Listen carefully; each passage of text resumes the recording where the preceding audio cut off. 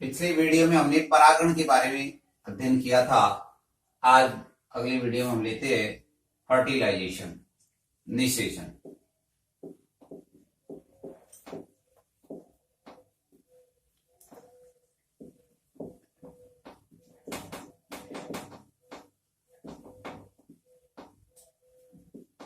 Fertilisation क्या पढ़ेंगे आज हम? फर्टिलाइजेशन पढ़ेंगे, निषेचन। निषेचन क्या होता है? निषेचन का मतलब होता है नर व मादा। नर व मादा युग्मकों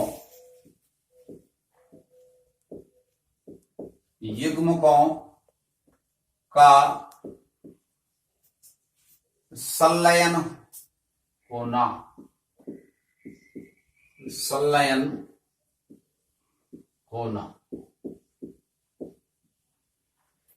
नर व मादा युग्मकों का संलयन होना यानी जुड़ना क्या कहलाता है? निषेचन कहलाता है। संलयन होना निषेचन कहलाता है।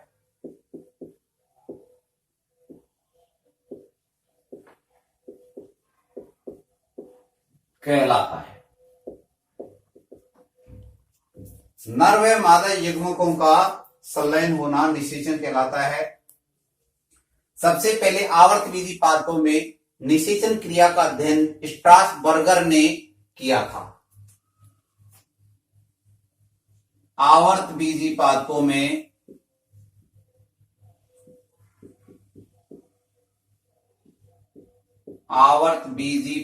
में निषेचन का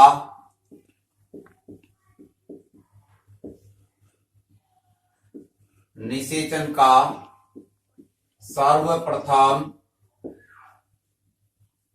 अध्ययन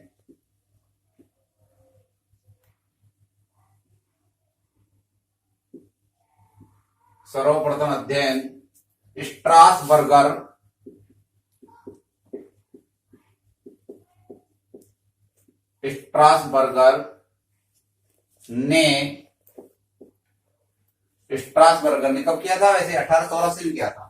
स्ट्रासबर्गर ने लीलियम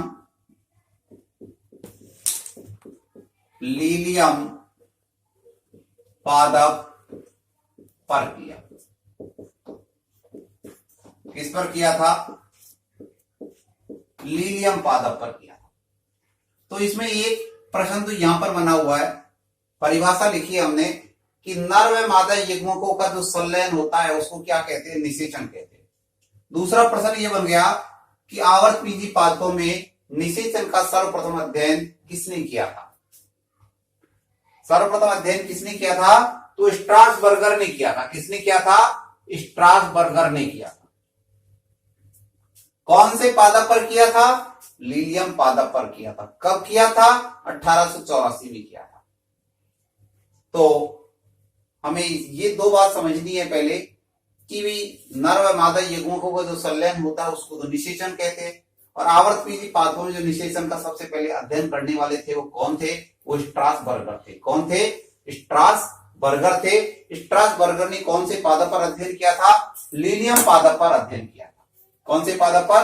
लीलियम पादप पर अध्ययन किया था। तो इसके बाद में हम अगले पॉइंट में हम ये देखते हैं कि निषेचन की क्रिया निम्न प्रकार की होती है। निषेचन की जो क्रिया है वो निम्न प्रकार की होती है।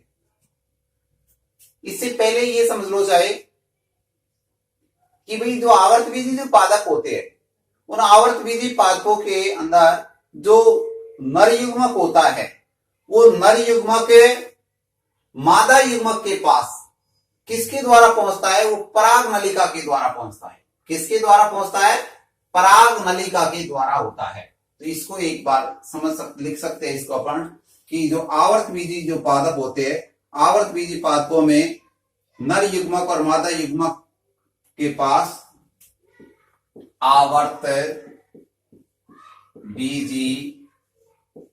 पादपों में नर युग्मक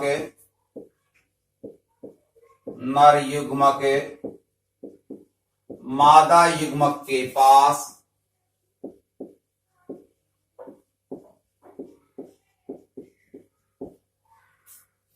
पराग नलिका पराग नलिका पराग नलिका के द्वारा पहुंचता है। इसलिए इसको क्या कहते हैं? नाल युग्मकी प्रकार का, क्योंकि पराग नलिका के द्वारा पहुंच रहा है, नलिका के द्वारा पहुंच रहा है, इसलिए। तो निषेचन की क्रिया निम्न प्रकार से होती है। निषेचन की क्रिया निम्न प्रकार से होती है। निम्न प्रकार से होती है। निषेचन की जो क्रिया है वो निम्न प्रकार से होती है। नंबर 1, सबसे पहले हमको क्या करना है? परागकण जो है वो परागकण का परागकणों का अंकुरण और वर्तिका पर जब अंकुरण हो जाएगा उसके बाद पराग नलिका का निर्माण। तो पहला पॉइंट लेते हैं, परागकणों का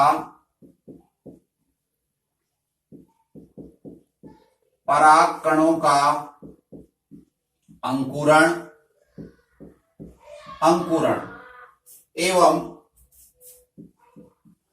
एवं पराग नलिका का निर्माण। पहला पॉइंट है हमारा।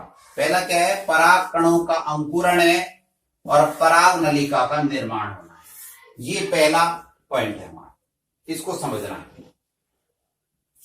भाई पराग कण जो कहां आते हैं? वो पराग कोश से कहां जाते हैं? वर्ती कागर पे आ जाते हैं।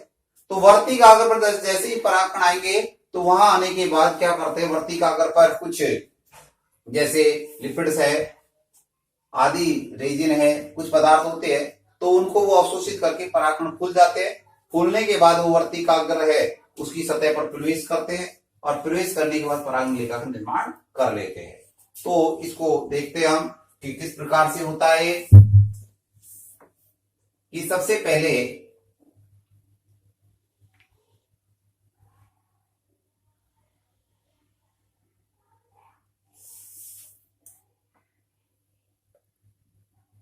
ये ऊपर का जो भाग है ये वाला, इस भाग को हम वर्ती कागर बोलते हैं। क्या बोलते हैं इसको? वर्ती कागर।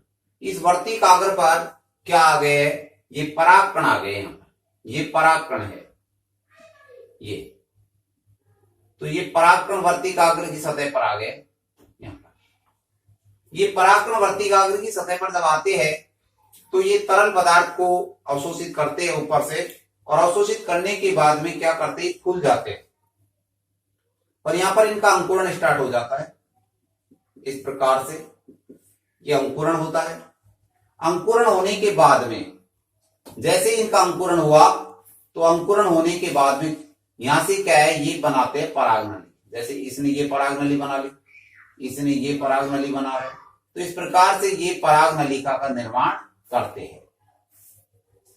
तो ये पराग नली बना रहे हैं, ये पराग नलिका का निर्माण हुआ। ये पराग नली जो है, इसके बाद ये जो भाग होता है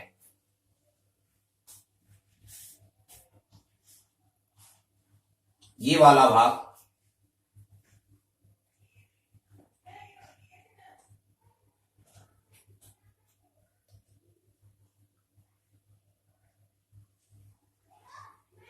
ये फूला हुआ जो भाग है ये वाला, इस फूले हुए भाग को क्या कहते हैं?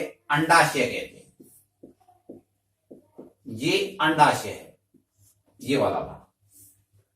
तो इसी भाग से ये वर्तिकाश से होती हुई ये जो पराग नलिका है ये बीजांड की तरफ आती है।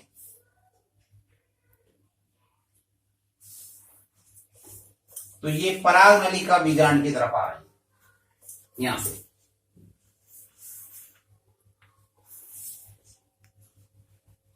और आकर के ये जो भाग आता है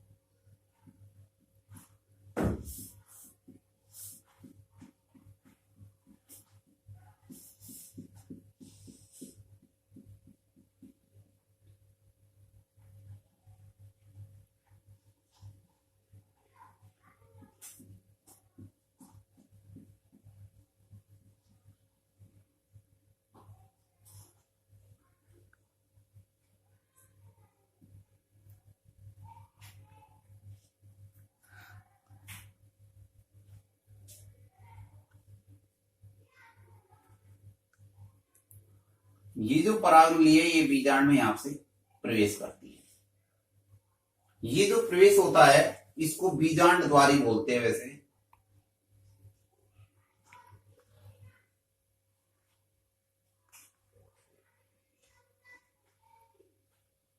और यहां पर ये होता है भ्रूणकोश।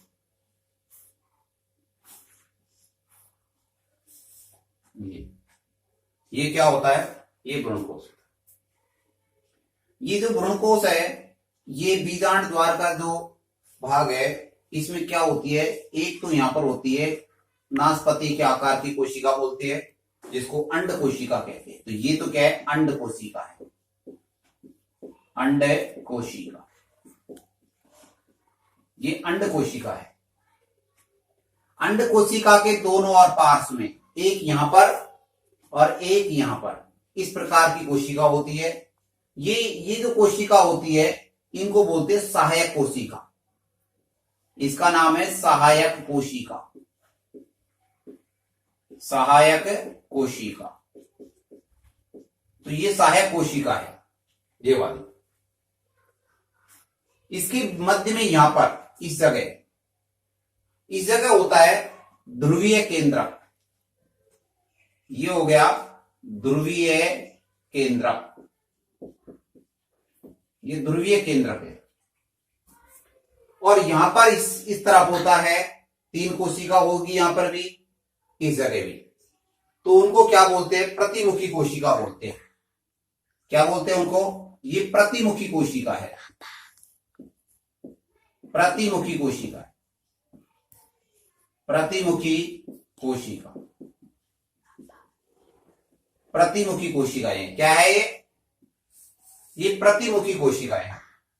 इस प्रकार से ये यहां पर ये जो परागनली है ये परागनली बीजांड में प्रवेश करती है।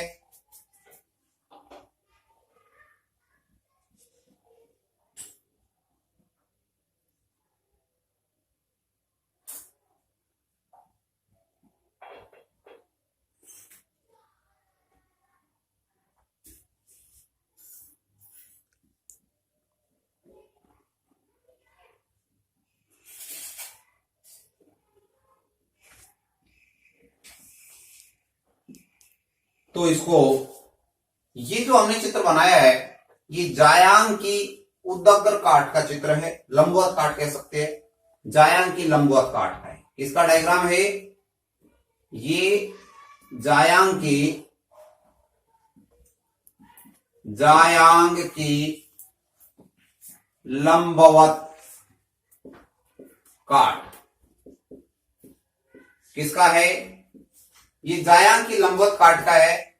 इस लंबवत काट के अंदर, और ये कह सकते हैं कि पराग नलिका का भ्रूण कोश की ओर वृद्धि करते हुए, जो पराग नलिका है वो भ्रूण कोश के अंदर क्या होती है, इसमें वृद्धि करती हुई इसमें दिखा रखा है। तो इस चित्र में हमने केवल यही समझना है कि पराग कणों का अंकुरण और पराग नलिका का निर्माण।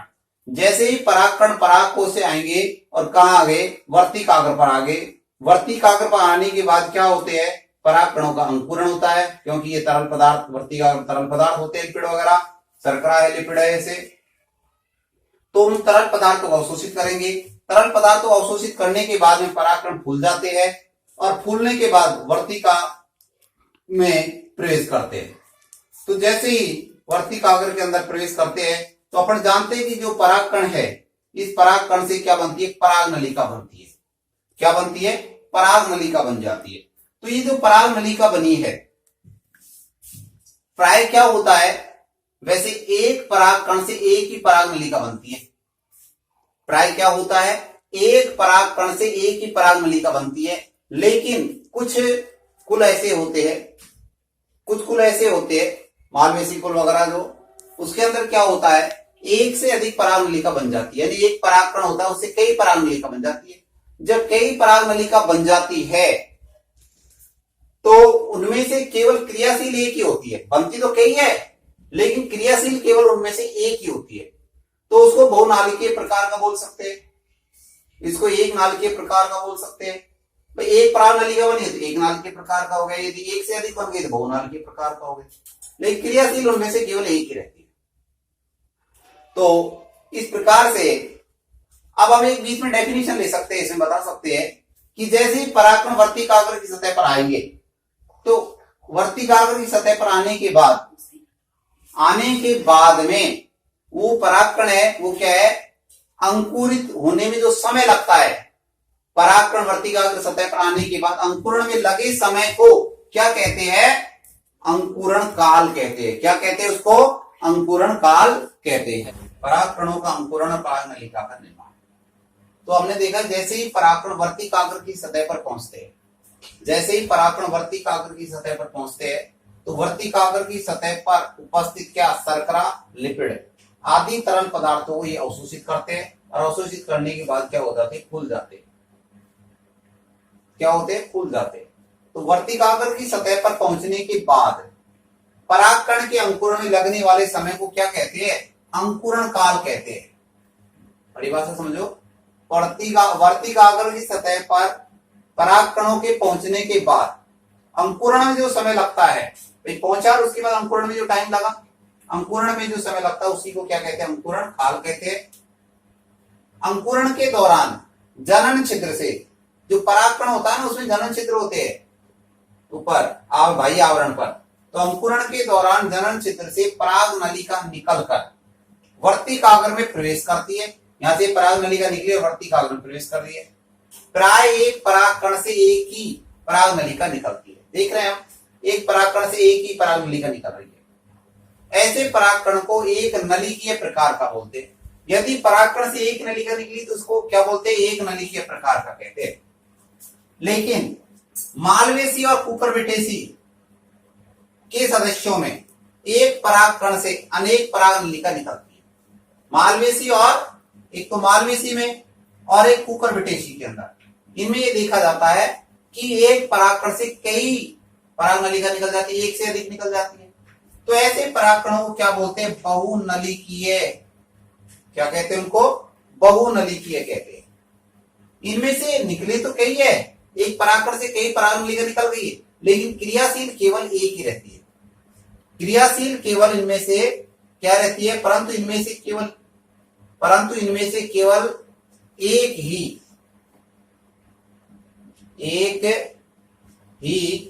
पराग नलिका क्रियाशील रहती है। यानी बहुत सारे निकली, उनमें से क्रियाशील का एक रहेगी। तो वही जो पराग नलिका है, इसकी जो लंबाई है ये किसके ऊपर निर्भर करती है, भाई पराग नलिका है ये, इसका नाम क्या बताया था, पराग नलिका। ये पराग नलिका है। ये जो पराग नलिका है इसकी लंबाई किसके ऊपर डिपेंड करेगी, किसके ऊपर निर्भर करेगी, ये वर्तिका की लंबाई पर निर्भर करेगी। भाई जितनी ज्यादा वर्तिका की लंबाई होगी उतनी बड़ी पराग नलिका होगी। अर्थात वर्तिका की लंबाई के ऊपर निर्भर करेगी कि भाई पराग नलिका कितनी लंबी है। जैसे उदाहरण के लिए हम एक ले सकते हैं कि जो मक्का है उसके अंदर इसकी जो लंबाई है लगभग कितनी होती है, 450 mm होती है। कितनी होती है, 450 मिमी। इसमें मक्का, ये मक्का में भाई मक्का में इसकी लंबाई कितनी है, 450 मिमी होती है। तो इस प्रकार से हमने ये देखा पहले पॉइंट में कि भाई परागकणों का अंकुरण किस प्रकार से होता है और पराग नलिका का निर्माण किस प्रकार से होता है। अब नेक्स्ट अगले वीडियो के अंदर हम इसकी वृद्धि पढ़ेंगे कि पराग नलिका वर्तिका में किस प्रकार से वृद्धि करती है। इसको नेक्स्ट अगले वीडियो में हम देखते हैं।